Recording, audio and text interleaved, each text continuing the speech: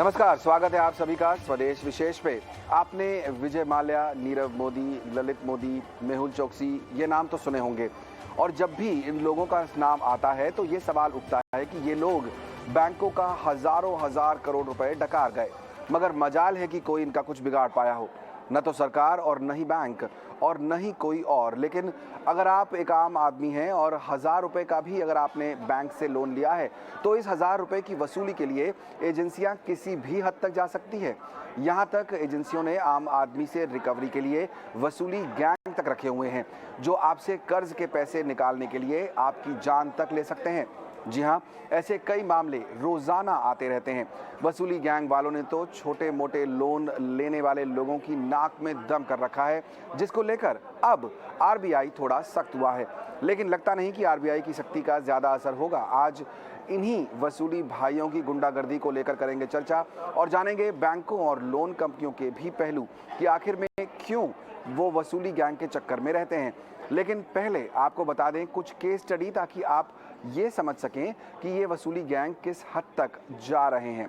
पहला केस आपके सामने पेश कर रहे हैं हम लोग यहाँ पर, जो कि हाल ही में हुआ था, जिसमें हमने देखा कि झारखंड के हजारीबाग में एक रिकवरी एजेंट ने गर्भवती महिला को ट्रैक्टर से कुचल दिया, जिसकी वजह से उनकी मौत हो गई। तो ये ताज़ा मामला और काफ़ी जो है खतरनाक भी। इसके अलावा दूसरा मामला आपके सामने पेश करते हैं। देश के अलग अलग हिस्सों में इस तरह की समस्याएं देखने को मिल रही हैं। हमने देखा मुंबई के मलाड में एक रिकवरी एजेंट से परेशान होकर एक शख्स ने आत्महत्या कर ली। उस शख्स को इतना परेशान किया रिकवरी एजेंट ने कि आखिरकार उन्होंने जो है अपना जीवन त्याग दिया, आत्महत्या कर ली। इसके अलावा तीसरा केस आपके सामने पेश करते हैं। यहाँ पर हमने देखा आंध्र प्रदेश के नंदीगामा में ये हुआ था। रिकवरी एजेंट से परेशान 18 वर्षीय छात्रा ने खुदकुशी कर ली। पिता को रिकवरी एजेंट लगातार प्रताड़ित कर रहे थे और पिता ने क्या किया था कि क्रेडिट कार्ड से करीब 3.5 लाख का लोन लिया था। तो ये छोटे लोन भी थे, बहुत बड़ी अमाउंट नहीं थी, लेकिन फिर भी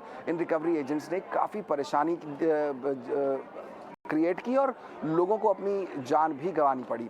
ऐसे कुछ मामले हमने आपके सामने रखे हैं जिनके कारण आरबीआई को भी अब हरकत में आना पड़ा है और आरबीआई ने लोन रिकवरी पर एमएनएम फाइनेंशियल जो है सर्विसेज, वो जो कंपनी है, उसको निर्देश दिए हैं कि अब वो आउटसोर्सिंग के जरिए लोन रिकवरी न करे। मेरे साथ सबसे पहले मैं शामिल करूंगा अब मेरे सहयोगी अंकुर को। अंकुर मेरे साथ आज शामिल हैं इस चर्चा में और आप सबको समझाएंगे कि आखिर स्थिति क्या बन रही है। अंकुर, सबसे पहले मैं आपसे ही समझना चाहूँगा, अभी जो ताज़ा मामला आया है एमएनएम फाइनेंशियल पर आरबीआई ने जो रिस्ट्रिक्शंस लगाए हैं, क्या मामला है और क्या कहा है आरबीआई ने? जी हाँ, जैसा कि आपने बताया, जो महिला को कुचल कर एक ट्रैक्टर चला गया था और आरोप ये है कि वो एमएनएम फाइनेंशियल के आउटसोर्स किया हुआ रिकवरी एजेंट था और वहाँ पर कुछ लाख रुपए बकाया थे। इस वजह से उन्होंने जो गिरवी किया रखा हुआ ट्रैक्टर था उसको वापस लेके, जो कि नॉर्मल स्टैंडर्ड प्रोसीजर होता है, उसको इसके बावजूद कि महिला वहाँ पे ऐसा बोला जाता है कि रिक्वेस्ट कर रही थी कि हम पैसे देने को तैयार हैं, उसके बावजूद भी ऐसा हादसा हुआ। अब यहाँ पर रेगुलेटर ने संज्ञान लिया, उसके पास जो सेक्शन 45 में पावर्स है, उन्होंने देखा कि जो लोन्स एंड एडवांसेस का सर्कुलर होता है वहाँ पे क्लॉज होता है कि अगर बेस्ट प्रैक्टिसेस नहीं फॉलो हो रही हैं तो वो एक्शन ले सकता है। तो यहाँ पर रेगुलेटर ने बोला है टिल फर्दर ऑर्डर्स जो आउटसोर्सिंग एक्टिविटी है एमएनएम फाइनेंशियल की, वो बंद कर दी जानी चाहिए, लेकिन एनबीएफसी अपने जरिए जो भी रिकवरी है वो जारी रख सकती है। करेक्ट, तो यानी कंपनी खुद अपने लोगों को भेज सकती है, लेकिन जो आउटसोर्सिंग, जो रिकवरी एजेंट्स को भर्ती किया जाता है, वो काम इन्होंने बंद कर दिया है। उसके बाद कंपनी की तरफ से भी सफाई आई है। एमएनएम फाइनेंशियल ने कहा है कि बहुत सारे जो हैं करीब 3 से 4 हज़ार तक के जो उन्हें रिकवर करने हैं ट्रैक्टर्स, वो जो है बंद कर देंगे। उससे फ़ायदा ये होगा कि जो थर्ड पार्टी रिकवरी होती है वो नहीं होगी। तो ये बयान कंपनी की तरफ से आया है, वो आरबीआई के इस रूल को फॉलो करने को तैयार हैं। लेकिन ये स्थिति आगे कितनी बढ़ रही है, क्यों बढ़ रही है, कंपनियां आखिर ये रास्ता क्यों अपना रही हैं और आखिर इसका सोल्यूशन क्या है? लोगों की जान जा रही है, ये मुश्किल है, कैसे इस पर पार पाया जाए? मेरे साथ आज 2 खास मेहमान भी शामिल हो रहे हैं। नेशनल हाउसिंग बैंक के फॉर्मर सीएमडी आरवी वर्मा जी मेरे साथ हैं और साथ ही साथ FIDC के डायरेक्टर रमन अग्रवाल। आप दोनों का बहुत बहुत स्वागत। वर्मा साहब, पहले मैं आपसे पूछना चाहूँगा, आखिर ये जो स्थिति बन रही है, पहली बात तो ये, जैसा अभी अंकुर भी बता रहे थे कि जो पहला RBI की तरफ से M&M फाइनेंशियल की तरफ जो नोटिस आया है टिल फर्दर ऑर्डर्स, क्या इसका ये मतलब निकाला जाए कि RBI अभी कुछ और कदम उठा सकता है, अभी भी जो है जांच पूरी होनी बाकी है? एक तो ये जो हादसा हुआ बहुत ही दुखद है, इसमें कोई शक नहीं। और सभी लोग को ये बहुत ही थोड़ा शॉकिंग सा न्यूज़ तो है। और my heart goes out to the family. ये जो RBI ने स्टेप उठाया है, हमारे ख्याल से बहुत दिनों से ये कई बातें चल रही थी, लेकिन स्थिति में सुधार भी आ रही थी। अगर सिस्टम के लेवल पे हम देखें, सारे सेक्टर के लेवल पे, तो RBI की जो दिशा निर्देश वो कर रहे थे, जो गाइडलाइंस इशू किया उन्होंने, जो कई तरह के सर्कुलर्स इशू किए हैं, उससे एक इकोसिस्टम में काफी सुधार हो रहा था और अभी भी वो सुधार जारी है। बेशक कुछ ऐसी वारदात और ऐसी घटनाएं इन्हें गिने हो जाती हैं जिसमें कि बहुत ही संगीन स्टेप लेना पड़ जाता है रेगुलेटर को। तो हमारे ख्याल से ये एक अभी इंटरिम एक तरह से इंस्ट्रक्शन है और इसमें RBI, हमारे ख्याल से रेगुलेटर ये देखेगी कि इंस्टीट्यूशन जो संस्था है M&M इस केस में, वो उनका कैसी प्रोसेसेस कैसी हैं, उनकी कंट्रोल कैसी हैं आउटसोर्स्ड थर्ड पार्टी रिकवरी के लिए, और पूरी तरह से उनकी जो एक हो सकता है कि इंस्पेक्शन करके इस विचार पे पहुंचे कि अभी इनकी स्थिति कैसी है और इनकी जो ट्रेनिंग, कैपेसिटी बिल्डिंग और कंट्रोल है, जो नो योर कस्टमर के अलावा नो योर एजेंट, वो बहुत ही ज्यादा जरूरी है। Know your sales agent as well as recovery agent, तो वो कैसे उनकी बहाली होती है, किस तरह से उन पर ये प्रभाव जारी रखते हैं, किस तरह की कंट्रोल और नियंत्रण उन पे रखते हैं, वो सारी चीजें देख करके तो हमारे ख्याल से रेगुलेटर एक और नतीजे पे पहुंचेगी। और M&M ने बहुत सही किया है कि अभी इमीडिएटली उनको करना ही था, लेकिन उन्होंने अभी इमीडिएटली जो जितने आउटसोर्स्ड रिकवरी एक्टिविटी है उनको रोक दिया है और अपने जो स्टाफ हैं उनके जरिए वो रिकवरी करेंगे। तो रेगुलेटर के भी आगे की कार्रवाई हमारे ख्याल से वो इंस्पेक्शन और थोड़ी विस्तृत जानकारी हो जाएगी और उसके ऊपर ही करेंगे। लेकिन एक चीज मैं इसमें कहना चाहूंगा कि ये over a period of time, जिस तरह से जो फेयर प्रैक्टिसेस कोड हैं, जो नो योर एजेंट्स, उस पे जिस तरह की RBI के रेगुलेशंस हुए हैं और RBI ने सर्कुलर जारी किए हैं, उसका एक अच्छा प्रभाव हुआ है इंडस्ट्री वाइड। सभी अगर हम लेंडर्स वर्मा को जी, देखें, चूंकि आप खुद रेगुलेटर रहे हैं इसलिए आपको बेहतर जानकारी होगी। मैं आपसे ये समझना चाहता हूं, सबसे पहले आपने भी यही बोला कि ये इंटरिम फैसला लगता है और आगे और एक्शन हो सकता है, लेकिन क्या मैक्सिमम पनिशमेंट है, मतलब कंपनी के खिलाफ क्या रेगुलेटर यहाँ पे कार्रवाई कर सकता है? मैं आपसे बस वो संक्षेप में समझना चाहता हूँ। ये कहना मुश्किल है, अभी तो कहना मुश्किल है, लेकिन रेगुलेटर के जो प्रोविजंस हैं, जो प्रावधान हैं एक्ट के तहत, वो उसमें कई चीजें हैं। लेकिन रेगुलेटर हमारे ख्याल से और थोड़ी छानबीन करके, और उनके वही मैं कह रहा हूँ कि स्टैंडर्ड ऑपरेटिंग प्रोसेसेस क्या हैं, उनके मैनेजमेंट की पॉलिसी क्या है, कितने इस तरह के एजेंट्स हैं, ज्यादा अपने लोग और उनके डायरेक्ट कांटेक्ट कस्टमर से होती है नहीं होती है, वो भी एक बहुत ही इम्पोर्टेंट चीज है कि जो पैसे दिए हैं, ठीक है आपने एजेंट के थ्रू लोन सेल किया है और एजेंट के थ्रू रिकवरी भी कर रहे हैं, लेकिन डायरेक्ट कांटेक्ट जो कस्टमर्स हैं, वो किस तरह की कांटेक्ट है, किस तरह से एज अ सिस्टम और प्रोसेस क्या है, तो उसकी थोड़ी वो डेफिनेटली एलैबोरेटली वो उसकी छानबीन करके तब किसी ठोस नतीजे पे पहुंचेंगे कि किस तरह की कार्रवाई की जाए। फेयर इनफ, यानी कि अभी थोड़ा जब तक जांच पूरी नहीं होती तब तक ये अंदाजा लगा पाना मुश्किल हो सकता है कि क्वांटम ऑफ पनिशमेंट क्या हो सकता है। चलिए, उसके लिए इंतजार करना पड़ेगा। रमन अग्रवाल जी, आपको भी मैं चर्चा में शामिल करना चाहूँगा। मेरे मन में एक बहुत बेसिक सवाल आता है और वो ये कि जब कंपनियां देख रही हैं, ये किस्से आज के नहीं हैं, आज मीडिया ने ये किस्सा उछाला है, इसलिए ये एक झारखंड का केस बहुत बड़ा हो गया है, उस पर चर्चा हो रही है। और कई सालों से हम ये देख रहे हैं कि इस तरह की वसूली गैंग जिसका नाम दिया जाता है, वो उनका इस्तेमाल किया जाता है और कंपनियां वसूली करती हैं। क्यों करती हैं, आखिर उनको फायदा क्या होता है? देखिए, पहली चीज, इसमें दो पहलू हैं। पहले एक तो मैं क्लियर कर दूं कि जहां तक वसूली की बात है, और इस पर आज का ये मैटर आपने कही, एक मैटर बहुत पुराना है। अगर आपको याद हो तो सन 2008-9 में एक सुप्रीम कोर्ट का भी इस पर ऑर्डर आया था, जिसके बाद हमने एफआईडीसी में इस पर बहुत विस्तार से चर्चा करके एक हैंडबुक भी इशू किया था कि क्या करना चाहिए और क्या नहीं। उसके बाद आरबीआई ने भी इसके ऊपर एक सर्कुलर भी इशू किया हुआ है, प्रॉपर गाइडलाइंस हैं। तो आज की डेट में सिस्टम है प्रॉपर कि क्या, जिसे एक code of fair business practices भी लागू है कि आप क्या कर सकते हैं और क्या नहीं। अगर आप आउटसोर्स करते हैं तो आउटसोर्सिंग के भी नॉर्म्स हैं कि आप किसको एंगेज करेंगे, और वो जो एजेंट है वो उनके भी आगे है कि वो किस हद तक क्या कार्रवाई कर सकते हैं। तो ये सब सिस्टम इन प्लेस है।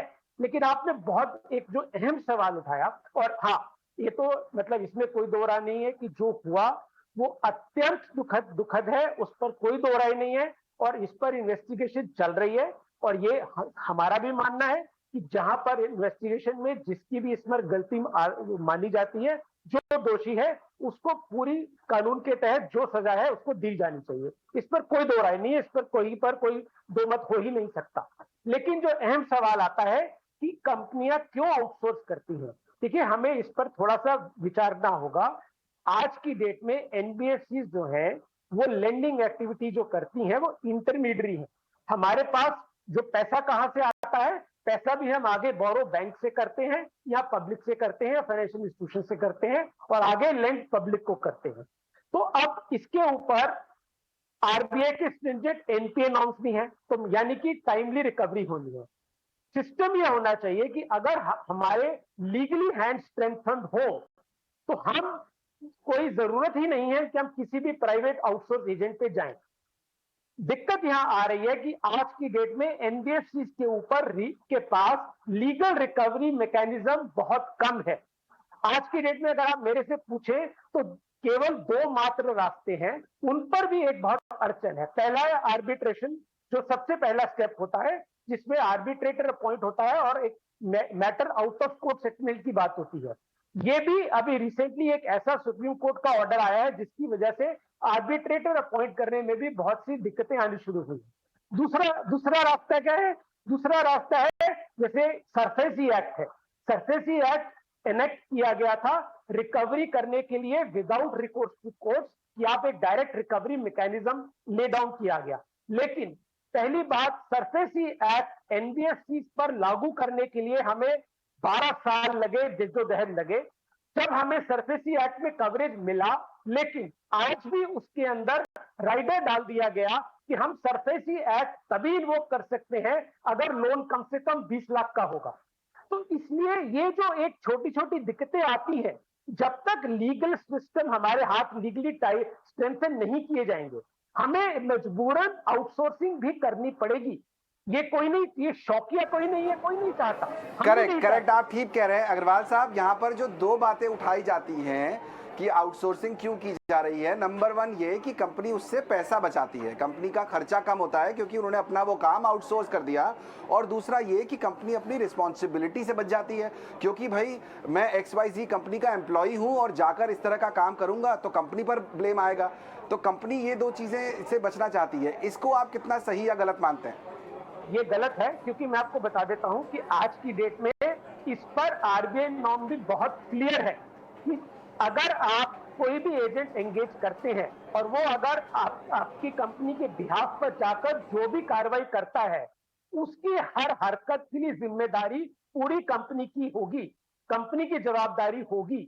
आप ये नहीं कह सकते कि एजेंट ने किया है, मेरा इसमें कोई रोल नहीं, ऐसा नहीं है।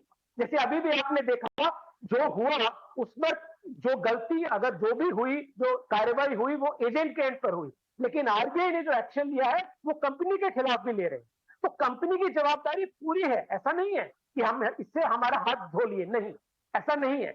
सवाल ये आता है, देखिए अगर एक कंपनी है, कोई भी आप कंपनी उठाइए, अगर कोई बड़ी कंपनी है तो उसमें हजारों लाखों की तादाद में लोन दिए हैं।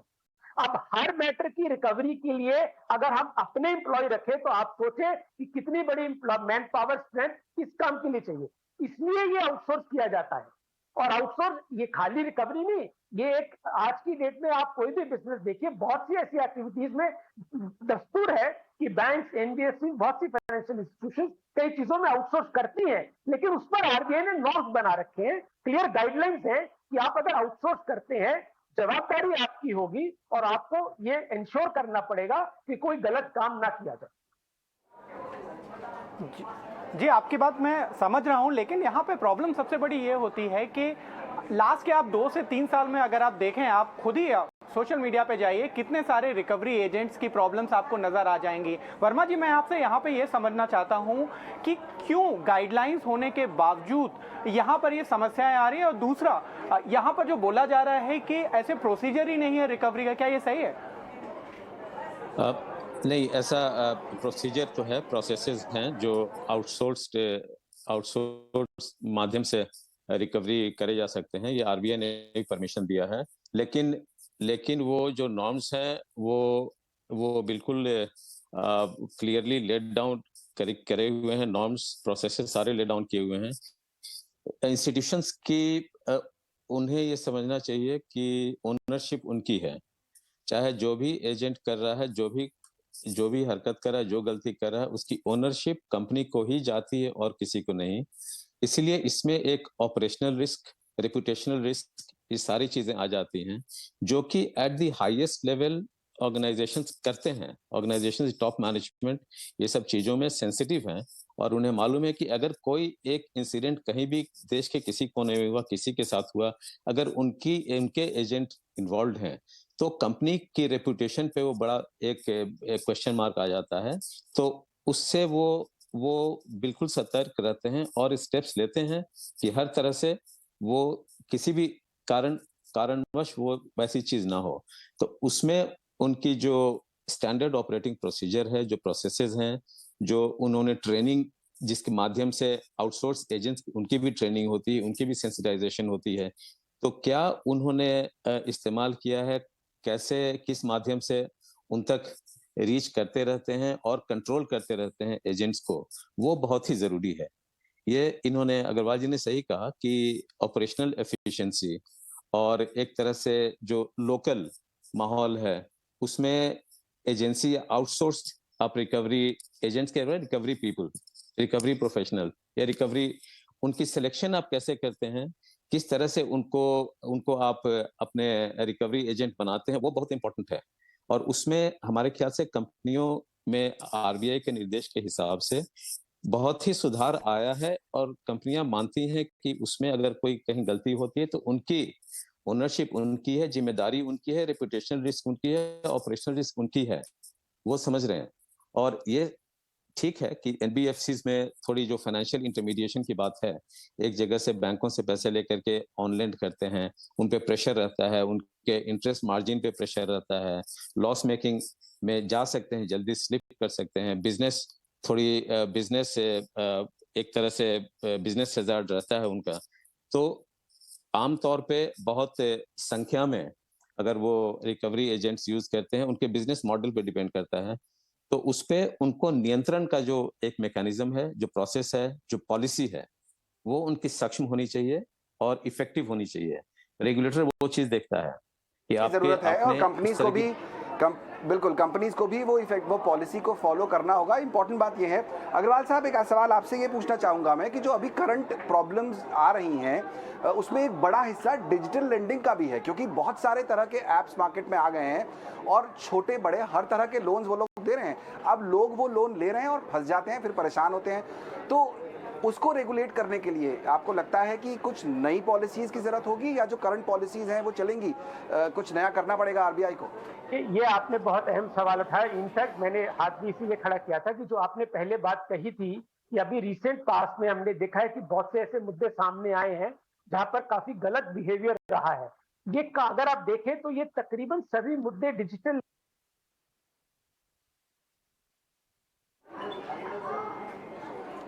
आपका सारा फोन का डेटा उनके पास चला जाता है।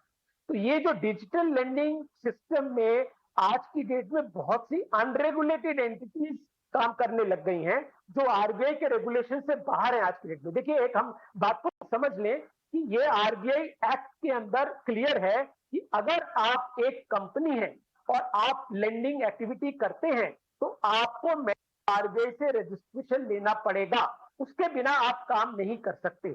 लेकिन जो ये लोन एप्स हैं, इनका यही नहीं पता कि वो क्या शेप है, कौन इनके पीछे काम कर रहा है, और ये एक सिस्टम टोटली वर्चुअल वर्ल्ड में काम हो रहा है।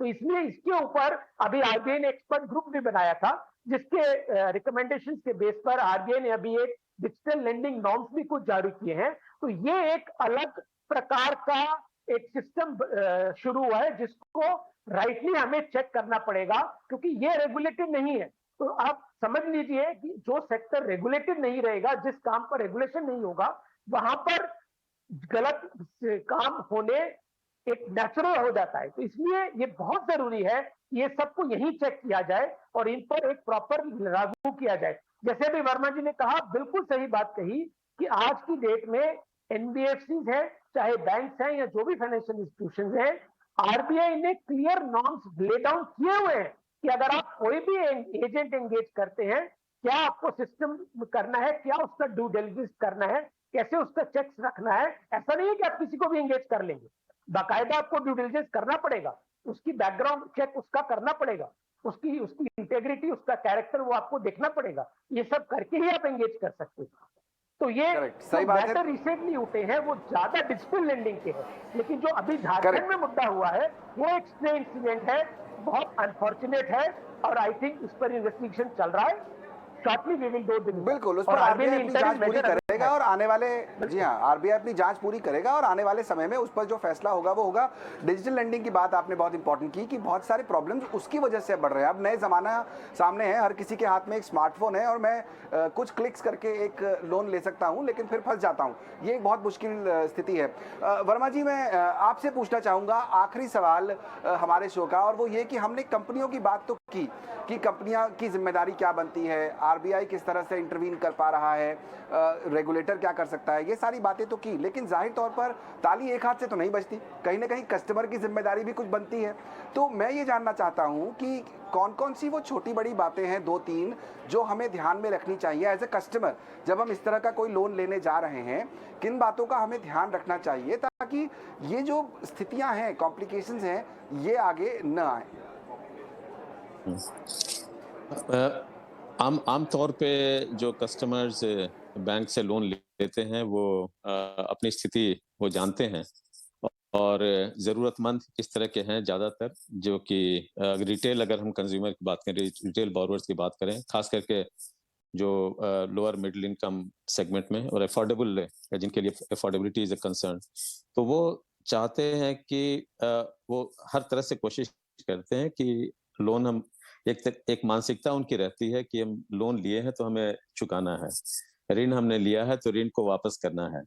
वो आम तौर पे इंडियन साइक उस तरह की है, वो उस तरह की मानसिकता है। जैसे हाउसिंग लोन्स भी हुए, तो हाउसिंग लोन्स तो बड़े बड़े लोन हुए, तो उसमें भी वो हर हालत में वो बोरोवर चाहता है कि हम अपने रहते रहते ही हम ऋण वापस कर दें, इसलिए कि हमारे और ये घर हमारे फैमिली के लिए और जो सक्सेसर्स हैं उनके लिए, पीढ़ियों के लिए रहे। तो एक मानसिकता है वो, और उसमें हमारे ख्याल से जो बोरोवर्स हैं उनको ये ध्यान देना चाहिए कि जो लोन दे रहे हैं उसके पहले से हम सोच लें कि इतनी ईएमआई बनेगी या इतने इंस्टॉलमेंट्स बनेगी, वो हम कहाँ से जुटा पाएंगे। हालांकि ड्यू डिलिजेंस तो लेंडर भली भांति करता ही है और उनको करना ही है, उससे एक सपोर्ट मिल जाता है और उसके बेसिस पे ही वो डिसाइड करते हैं कि कितना लोन दिया जाए। लेकिन कंज्यूमर्स को, बोरोवर्स को ये जानना जरूरी है कि हमारे क्षमता के अंदर हम लोन ले रहे हैं और इस तरह से हम चुकाएंगे। एक वो, दूसरी की क्या कौन सी बात बताई आपने कि जैसा कहा जाता है, हमारे यहाँ एक कहावत भी है कि तेते पैर पसारिए जेती लंबी सौल। आपके जितनी चादर है उतना ही पैर पसारिए। आपकी ईएमआई अगर आप भर सकते हैं, आपको कैलकुलेशन कर लेनी चाहिए, उस हिसाब से करना चाहिए। माफ़ कीजिए अग्रवाल जी, समय की बिल्कुल अब कमी हो गई है हमारे यहाँ, तो मैं फिर से इस मुद्दे पर शायद आगे आने वाले समय में ही चर्चा करूँगा। लेकिन आज अहम बात ये निकली कि आरबीआई ने नियम बनाए हुए हैं, कंपनियाँ अपना काम कर रही हैं, कस्टमर को भी जिम्मेदारी कहीं ना कहीं कुछ उठानी पड़ेगी। बहुत बहुत शुक्रिया अग्रवाल साहब और वर्मा जी हमारे साथ आज शो में शामिल होने के लिए। स्वदेश विशेष में मुझे और पूरी टीम को भी दीजिए इजाजत। नमस्कार।